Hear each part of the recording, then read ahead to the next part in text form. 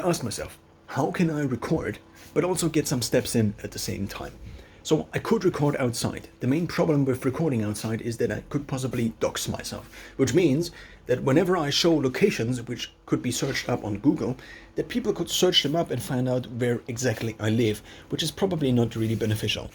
When walking inside, then you obviously have your studio setup, which is in my case a Zoom H6 mounted to here, and then I usually have my phone on this stand here, or holder. Now, the main problem with walking in a small space is that you obviously just have to walk back and forth all the time. You also have nothing that is very visually stimulating because all the things in here are already things you have seen, which is basically an advantage if you think about it, because you have your quiet environment, but nevertheless you are able to talk. One of the downsides now is that the microphone quality is less good, you could say.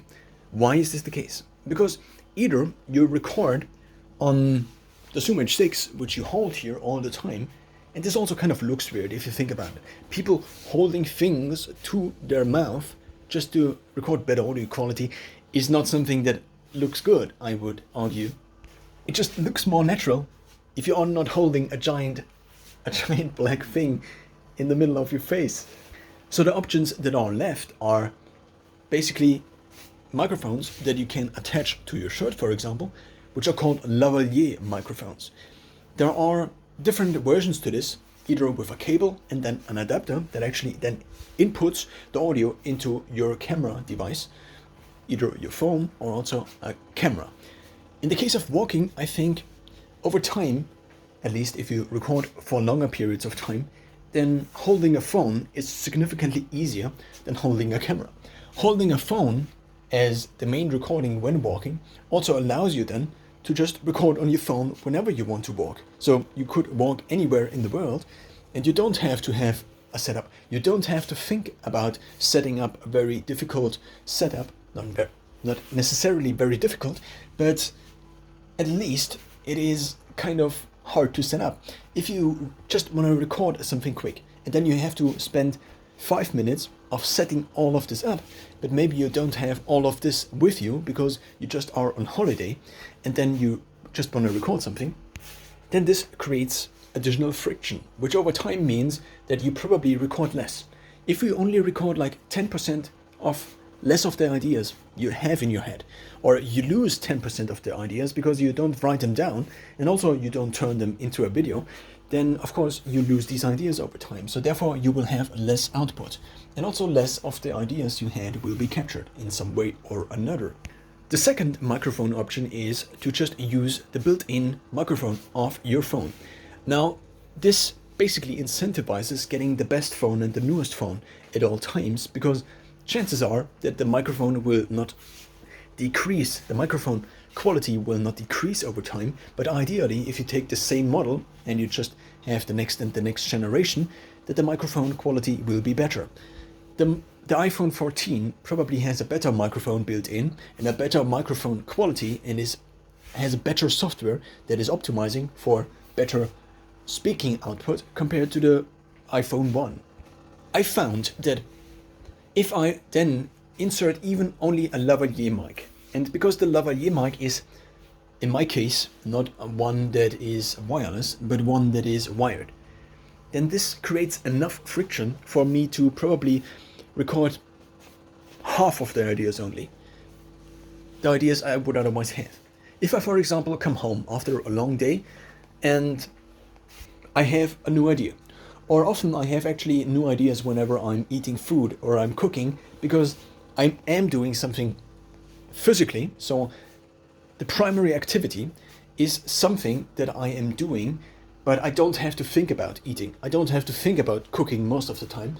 And if it is very demanding, such as, so I tried a few different recipes in the last few months, and whenever I tried this recipe and I also added time pressure because I don't want to spend too much time on cooking, then I realized that I came up with less ideas, obviously.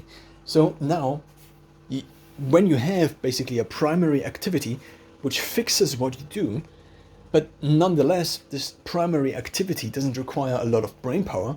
Then your brain basically can go free, and then it comes up with these ideas. It's not maybe that it comes up with these ideas now, it just basically shows what it already came up with you. Similar to maybe a child in the kindergarten, for example, that just shows you all the pictures it drew. Similar to this, I think one can think of system 1 being the unconscious mind or the subconscious mind, compared to system 2 being the conscious part of our mind, which is slower in thinking, but also allows us to do all the things we are so proud of. Other effects of walking. Because I don't have to look at myself, I can think, I think a little bit better. I don't have infinitely small feedback line, infinitely temporarily small feedback line of watching at myself. So watching myself and then doing something again, and then watching myself speaking again, watching myself speaking again. But instead, I just glance at the screen a few times and just check if everything is in frame or if I walk like this. What this allows me to do is I can focus more on the idea. So also visually, I don't have, if my visual system is to a certain extent basically filled up with the input of even of a small phone screen in front of me, then I'm constantly observing details about me and what I could improve, what I see negatively about me. But if I remove some of this visual feedback and or input and replace it with non-stimulating input, mostly from my studio environment, which I am already quite used to, and there is almost nothing new in my studio apart from when I actually introduce something new into my studio, because then it's like, oh yeah, I did this a few days ago and I changed this and I changed this. But if you don't change something over time, you become kind of numb to what you see whenever you are home. Now, in total, this allows you to record quicker. This allows you probably, therefore, because the threshold is lower, to, in total, record more ideas. At least it allows me to record more ideas. I still haven't figured out a distinction yet. When do I record something with my setup? And in my setup now, I even have kind of a small drawing board, which I can use in order to display more visual information apart from me just waving my hands around. Because I found that just drawing a small diagram, for example, is often useful if I want to display something real quick. And then I have this kind of whiteboard setup, and then I take my pen and say, yeah, if this is time and this is this, then over time, if you record slightly more ideas, let's just say you have a base rate of ideas that come up. And if over time you just create a little bit more of ideas in this year, and then a little bit more in this year, then on total, you are basically on a higher line compared to you not creating these ideas or not recording these ideas, because you just have a more complicated setup. I even have kind of this cloth here in order to just wash it off again. A distinction I could make is that I have set recording hours, which are not now because I'm just recording.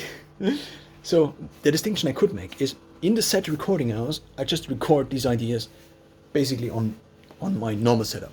And whenever I'm not in the recording hours, I can not record basically proper videos. I can not record a 10-minute video about something, even though this is already turning towards 10 minutes almost.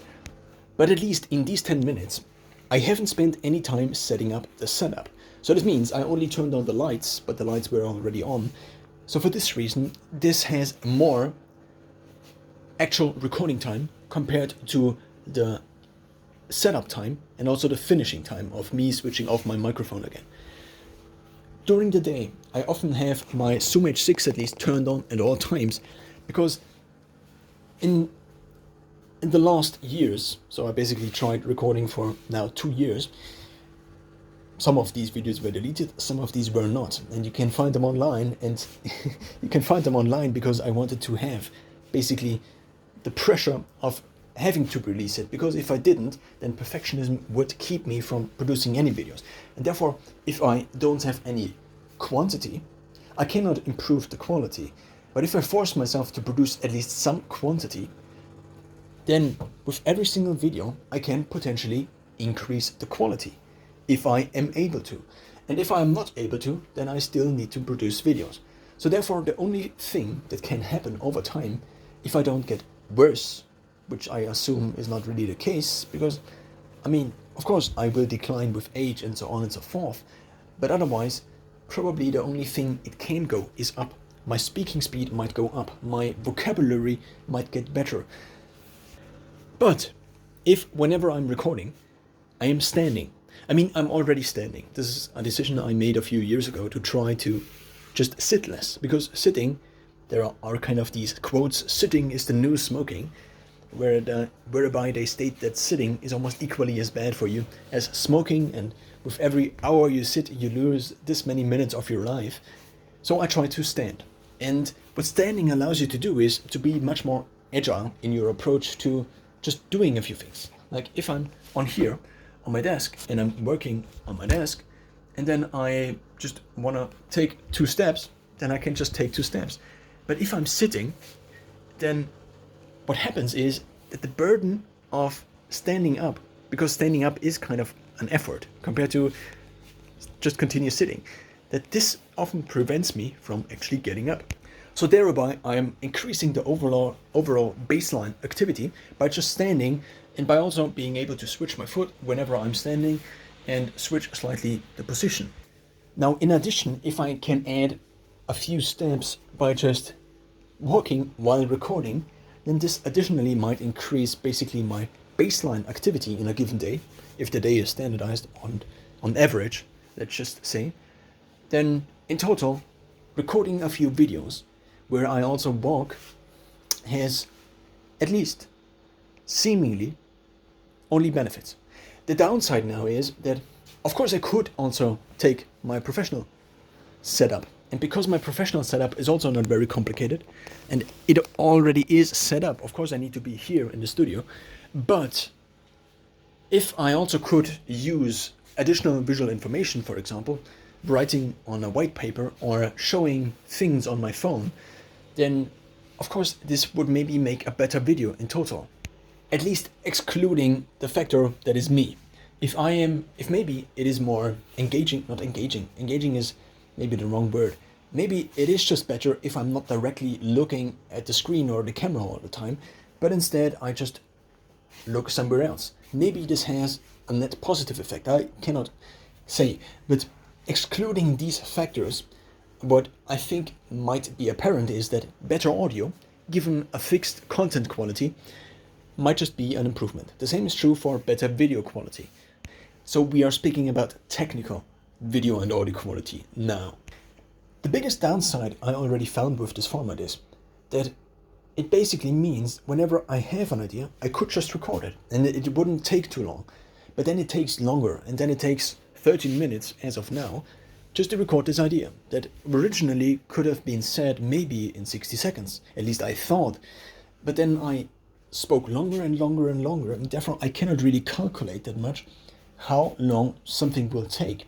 And if I just come home, for example, and then I record for 40 minutes, which often already happened, then the question is, do I want to incentivize myself to just randomly have these things in my day that I cannot control how long they are, at least can control comparably less compared to a more rigid structure, and therefore I'm kind of throwing off my daily schedule. Let's say I have a very important idea, but it is the time at which I usually would go for a run. Do I then go for a run or record the idea? Usually it's recording not the idea, but going for the run, because the run is more of a plan compared to the new idea. If I just stop all of my life that is planned already, all of my calendar events basically, just because I have an idea, then I don't really have much of control over my life, because I cannot really control the speed at which my subconscious mind generates ideas. And thereby one could say, okay, I could just schedule a certain time of the day in which I record ideas in order to not disturb the rest of my day with these ideas I want to then turn into something.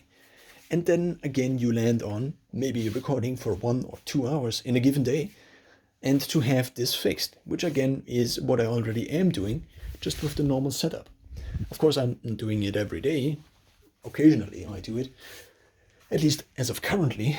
But then again, what if I just have this one small little idea that I could record now and it will be forgotten otherwise forever?